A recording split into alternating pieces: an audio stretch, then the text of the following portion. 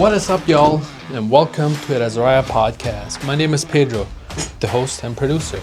This show is about real people and their stories.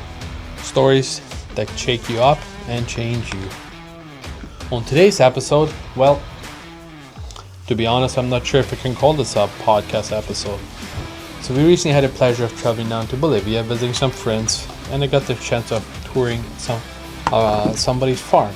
Their farming practices are, well, let's just say I'm intrigued. Regenerative agriculture. I learned about it some years back through some documentaries, people that do podcasts.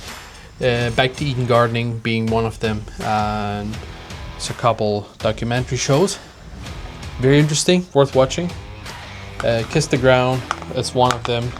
The Lunatic Farmer. But anyhow, this one was different, interesting, a different country, different planet, different culture.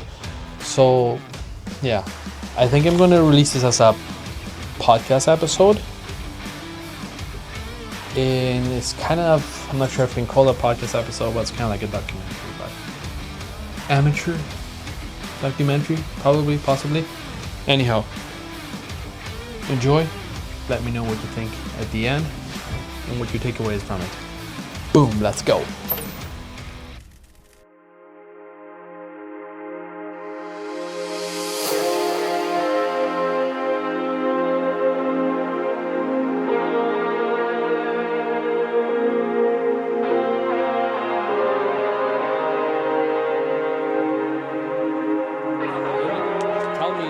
Tell me about where are we at? Right now we are in a little bit 1 hour north of Bolivia from Santa Cruz, and probably about half an hour to 45 minutes from Pilon. It's called Pilon Sur, Pilon South. That's where we are right now.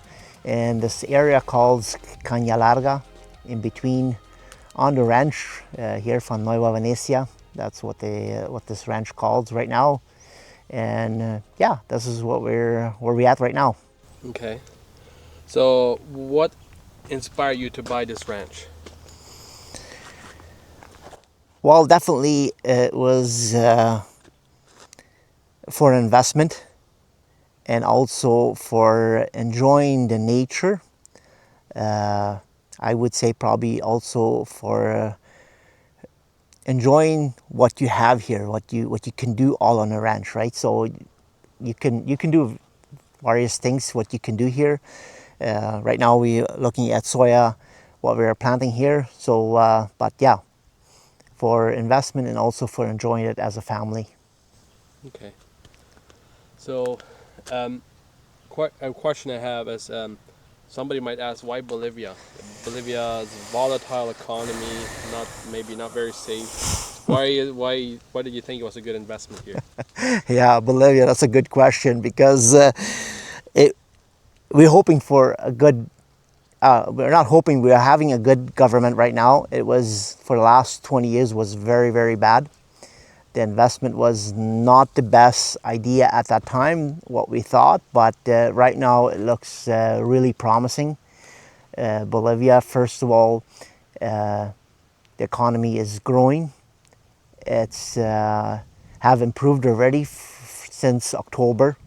So I think the future looks really bright. We love Bolivia because of freedom. Bolivia has whole bunch of rules as well, but not as much as in the different areas, what we would say, right? So North American style. And also the weather was very, very, very nice here. So we love the weather. It's not too hot, not too cold, definitely not. But yeah, we enjoy it here in Bolivia because of the freedom what we have here to work and to do family life here. Yeah. Weather, what is the average temperatures? Average temperature would be probably anywhere from 23 to 30, probably in that Summer? Between summertime, yeah, and in wintertime it would go probably up to 6. Sometimes it goes a little bit lower, but yeah, lower than 6 it would not go, like plus 6, right? degrees Celsius. Yeah, Celsius, yeah. So that's what we're looking at here, and basically no frost. Bolivia is really rich in water. We have all over the place good drinking water, well water. We enjoy that. And so we, especially in this area here, this ranch here, there's they have a study done, a big sea underneath there, where there's a massive water lake underneath there, right? Of course it's deep, but on the water part for agriculture or for any other stuff what you want to do work here, water is very, very good. And we got quite a bit of nice rain here every year, yeah. Okay. Rain starts normally, and I would say probably anywhere from October, November, it starts the raining season all the way till February, March, and then it slows down a little bit. But most of the time we see in winter time, we see July, August, September, a little bit on a drier side sometimes. Not all the time, but sometimes, right? So, but yeah, I must just say the nature and the freedom is just awesome for Bolivia. There's no price on that. No, that's just unbelievable. You can you can work, you can enjoy your family life here, and yeah, the weather is definitely a good hit for us here. Nice. Yeah. So you're doing something special here with your land. Yes, I do. Like what? How did you start? Let's start off by how do you get inspired by doing what you do? Definitely listening to some podcasts, YouTube channels, and also some friends what doing it as well here.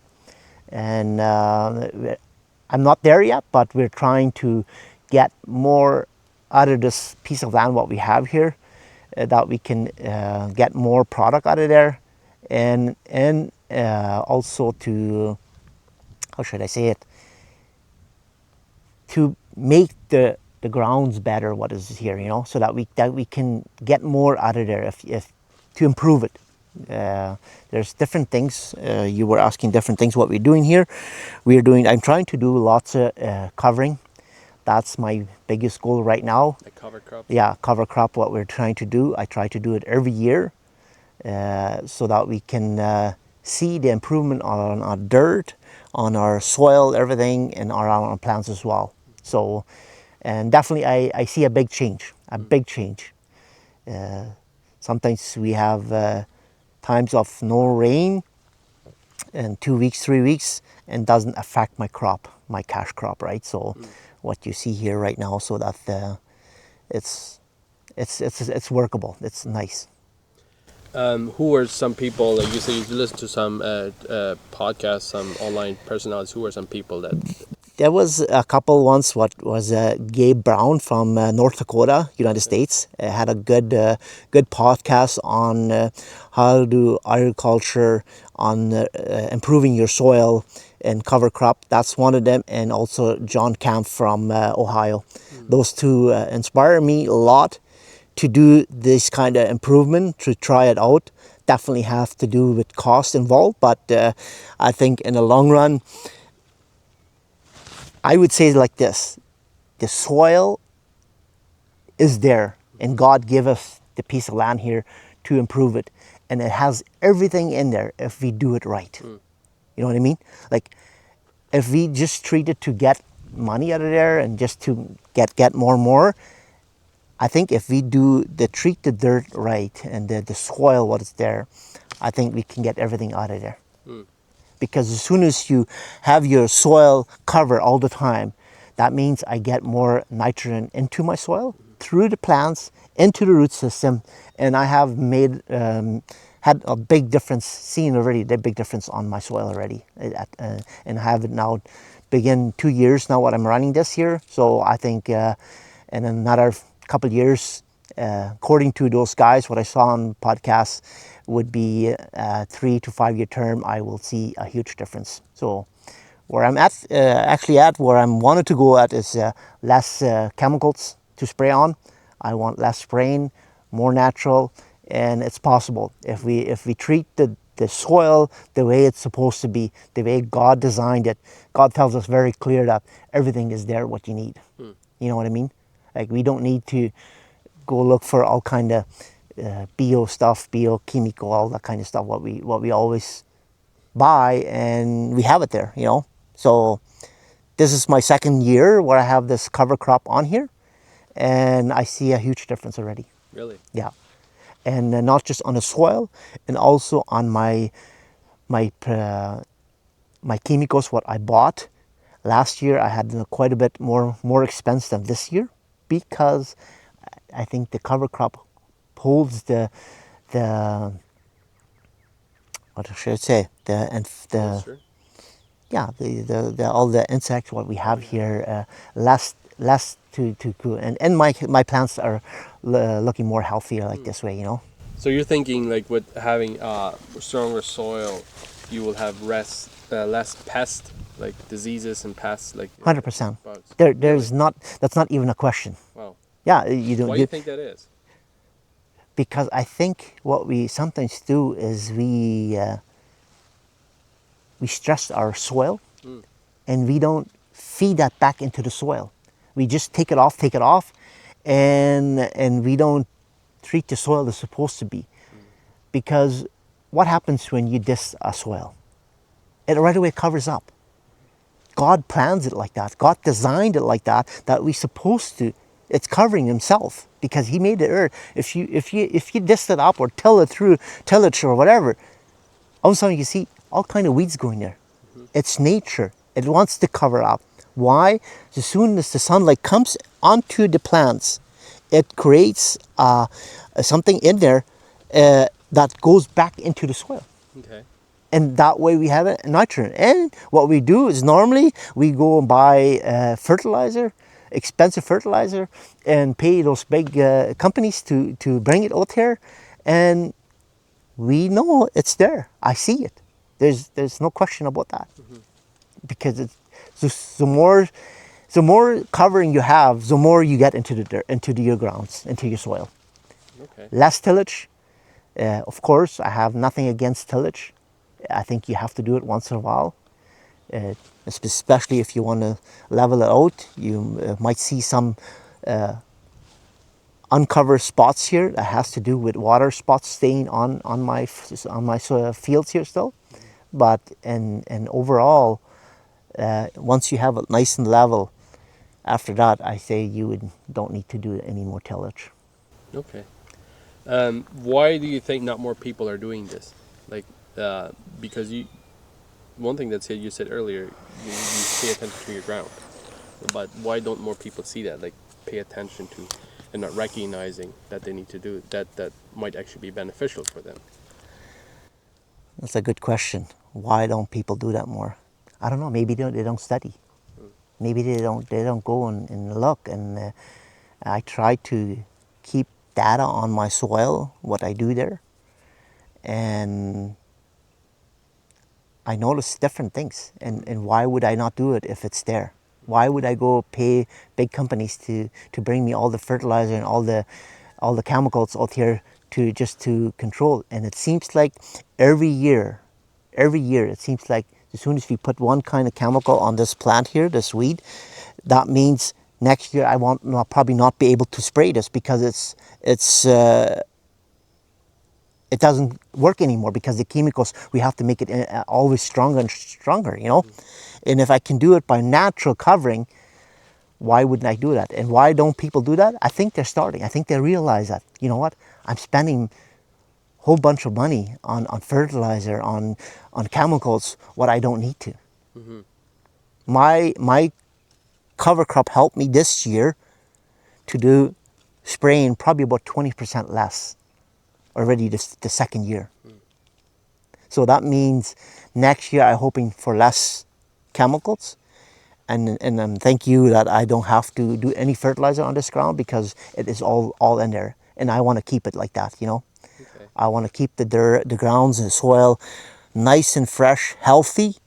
As soon as the let's say these soybeans, they're under stress, that means they can't produce that much. So I'm losing already, and that could be 5-10%. I'm losing already there. If I stress my soil out or my crop out, why would I not cover it and have enough nutrients in there that I can do it naturally, you know? So that's a little bit what I think. And why people don't do that, I don't know. Maybe there's more and more people doing that, right? So you see that all the time. But It also helps that more information is becoming more readily available, right? Like exactly, like you bet.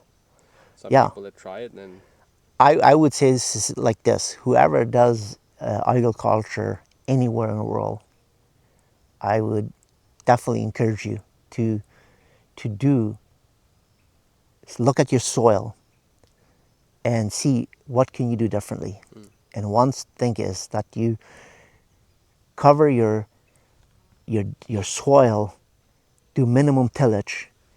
That way you will save a ton of money and also time and better product. Quality will improve as well.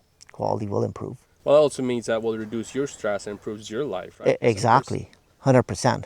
And all of a sudden, it sometimes you work and you work and you don't realize why you work so much, and all of a sudden you notice, oh, if I do this, just pay attention on your dirt, on your soil. That's all what you need to do. If you will do that, and if you're really enjoying your farming, I would say you will notice a difference if you pay a little bit of attention onto your soil there. Okay. And that's what I did, you know. So I'm very happy that I did that, and then it came through because of exactly those podcasts what I watched, and that inspired me to try it out a couple fields, and I did, and I see a huge difference already in the second year. If you look at these soils here, this is all from last year. What stayed here, you see more and more, and all this stuff you didn't see it last year, you know. Look at this rich soil what you have here. Nice and loose. Nice and loose, and you see different holes in there, you know. You can just go in with your hands. I couldn't do it 2 years ago. I couldn't do it this, you know. And if you look at that, that means there's probably some earthworms, all those holes there, what are creating tunnels so that my water can filter more through here, you know. So if I get a little bit of rain, let's say half an inch or so, all the water, it filters not into my grounds, not into the low spots, into the bush or whatever, right? So I if it rains, I get it here. So that means my product or my crop will hang onto longer until that. So this is all from last year, October, what I planted this year, and it's still here, a cover crop there, you know, and it's still nice and wet. Of course, it's now raining season, but it's beautiful. I can't complain, and you can tell on the product what I'm having here. Yeah, the soybeans look healthy. They look nice, full, so they're almost ready to get off there. So. Okay. You also tell me about your seeding practices. Like you were doing direct seeding, not. Yeah, I'm doing direct seeding, especially in this area here. I think it's important. That way I don't need to till my soil, because as soon as you disturb your whole nature, the earthworms, the soil you turn around. So that means I'm creating sunshine onto my open dirt there, and that every time when I have bare soil, it takes away so and so much natural stuff. I'm not sure exactly how you say. Microbiome, right? Yeah, I think so. That's what it's called. Yeah. Anyway, it takes it away. Instead, feeding it, and as soon as I have the plants on there, it feeds back into there. And if I have bare soil, it just takes the BO stuff out of there, you know. So yeah. Well, it looks amazing. Direct planting is definitely a must, especially in this area, and I think I would recommend most of the areas. Probably that's what it is. But yeah, I'm happy, and I think that's important to do direct seeding. Yeah. What would you say to people that say, that I don't see how that's possible? Like people, my dad, my grandpa, everybody always did it like that. Like that what you're doing is not possible. What would you say to people like that? I think it's a mistake that you don't do that if you don't do that, because You're missing out. Oh, 100%, because as soon as you do tillage, you open to the grounds and let these plants guys, let these plants do their job. They're feeding back fertilizer into your soil. And so why, if you have the option on direct seeding, that's what we're doing, I think, why need to till it? You don't need to. You explore your soil to open sunlight, that kills your soil, first of all. And then you're disturbing the all the insects on the bottom inside, what's in the ground, what's feeding to open holes to get more water in there. And as soon as you till it, you make the dirt more like sand or finer, right? So that you can't, as soon as you make it finer, it closes up. There's a layer of 4 inches that like compacts there. Yeah, it compacts there. And if you're having something growing in there, it doesn't come through. The next rain, what comes there, it will probably wash all away. Yeah. He says, what your 4 inches of on top there, that's your soil, what you want to have to do your whole growth, right? So your product here, and you wash that away, because as soon as there's something nice and slidey, it slides off and it runs in the low spots. Yeah. And what does it take along? That fertilizer what's on top there, what you need to keep on your grounds. And that means less product. Your crop will go into the stress season. Yeah. It will be stressed out, because as soon as the plant is stressed out, it can't produce its full seeds on there, Yeah. Like it can't fill it up properly. It can't do their job because it's under stress. Yeah. So, and if the plant is under stress, as soon as you have plants under stress, you see it also that you will have more insecticides, more fungicides, all that stuff coming in there, It's because what do we do if we get under stress? We look all a little bit so. We get sick. Yeah, we get sick easily. We get the cold very easily, because we don't have to fight against it, because we're under stress. And it's the same thing with the plants. As soon as you stress it out, and that sometimes creates not just now. It creates already, like I said, in October last year, I seeded this year. Something like that. Yeah, it was October, I think. Anyway, you have to do it then in order to make it now come in, to make it look good, to have a good product coming out here. Yeah. Okay. So.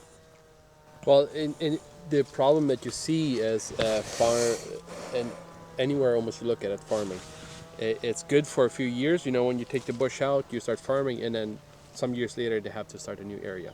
100%. Like that. And what you're saying is, with doing this, you could eliminate that. 100%. 100%. You would also almost get better farmland over time. Way better. Way better. You can improve your land so much just by doing it right. Just doing it right. Look at pay attention.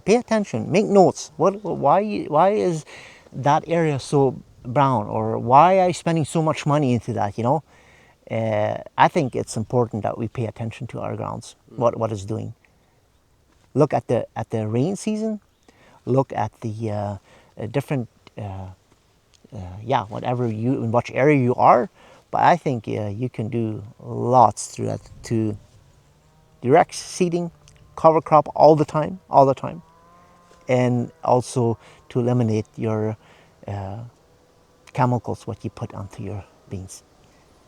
And that, just want to tell you, another thing is, you harvest it off. If you're a farmer, you bring it to the silage, to the companies what produce it at.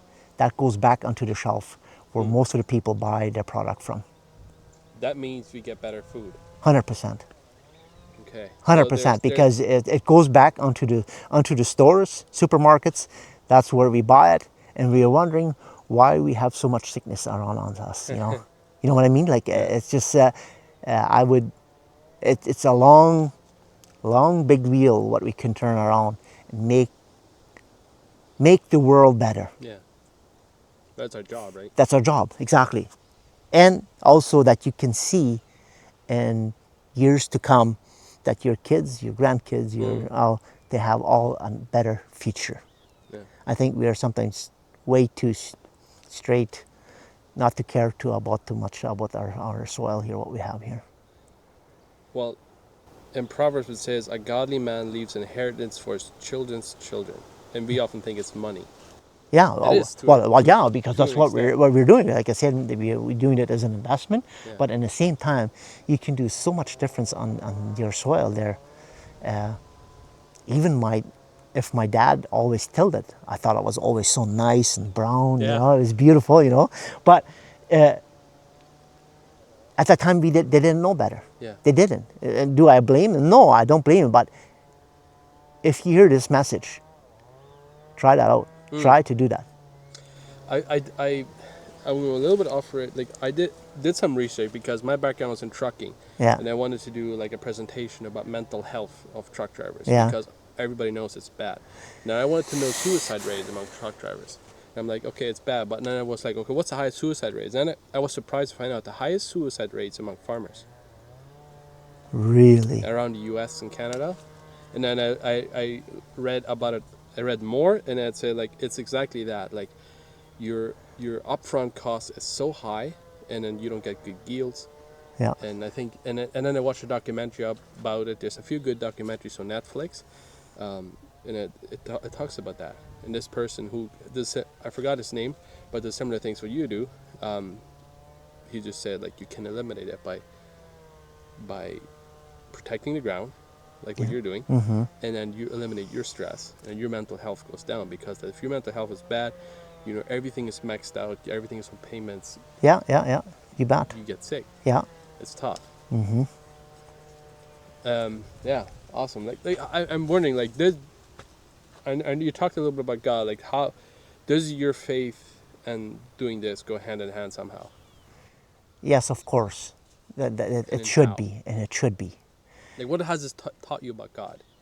It taught me that God gave me more than what I was thinking about. Why? Because I think, like I said, I got to, somebody study it, and I think John Kampf did a good study on that with his people, that they studied the grounds, how that all works. I can't explain it in in short words, but if you look at those videos, it tells you exactly what we got from God, what we got here. Treat it nice. Pay attention.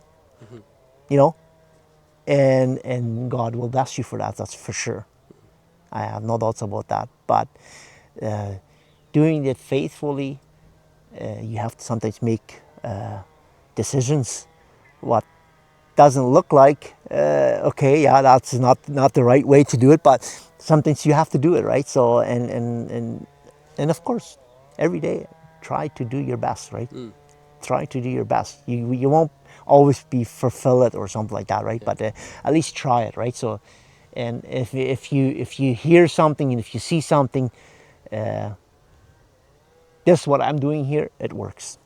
I can tell you that right off the hop. There's not even a question. It works very, very nicely. So I'm happy, and I'm also more anxious to learn even more. I want to improve myself. I want to improve my product here that I can do. Right now we're doing 2 crops a year here. So summer and winter. Summer is always, of course, the better. Winter is more like cover crop and stuff like that. But yeah, I think 2 crops a year in a short period of time and improve your soil, I think it works. It works, and especially where you see a little bit less rainfall. Areas in some countries, in some of the parts of Bolivia also, but Paraguay also. There's some parts what are not too high of a rainfall, or sometimes a little bit of space between rainfalls. I would definitely encourage you. If you don't have a cover crop, then I would say good luck, because that way, and it just adds year after year more and more into your soil. If you do better treatment, less chemicals, less fertilizer, less stress, and you improve your soil just by doing covering. And if you do covering, my next step is, right now I just have one type of species on here. I'm after that I can go up to 7 different species on a cover crop. Okay. That's my goal. How will that be beneficial? it will open. Every plant has its own fertile things what goes into the ground. It absorbs from the sun, goes back into the ground. Some do it through roots, some do it through leaves, some do it to different kind of areas. But the more species you have, this two plants here, this is a different plant, this is my crop. They will go hand on hand, kind of, or against. And if I have more in between yet, that means they start to produce all kind of different things into my soil. Yeah. That's what it is for. And I learned it just through to John there. What told me that you can do that, and that's to minimize your chemicals, to spray on your chemicals more, right? So if I can do it, hey, I think I'm winning. Yeah. I'm winning. When you first learned about it, was part of you ever like, this is too good to be true? I was thinking about that. Yeah. But I thought, oh my goodness, like, okay. And then he was more and more, and I watched more videos on those both, Gabe Brown and also John Kampf, both of them, and both of them, it seemed like it lined up, and they proved it. They showed it what they did, and then I was thinking about it, and I say, you know what? Wait a minute. It works. It should work, and I tried it, and you know what? I see already, in the second year, I see a difference. So that means it works. It has to work, So when I do some research on my soil here a little bit, I have nothing in the lab or something like that, but just do the testing on the soil, how when I'm planting, how long I can plant, quite a few farmers this last summer were planting early, and I couldn't get onto my fields because I had too much moisture still on there. Oh, okay. You know what I mean? And that was a benefit. Some people think, oh, you can't seed right. No, I think it's a benefit because when it comes to the season where it's not a period of time, no rain, that way I can hold my plants better up, right? They don't go under stress. As soon as these plants are going under stress, they need to spray. You need to, and then that's exactly, again, it's come back to just to save your money and stress. Yeah.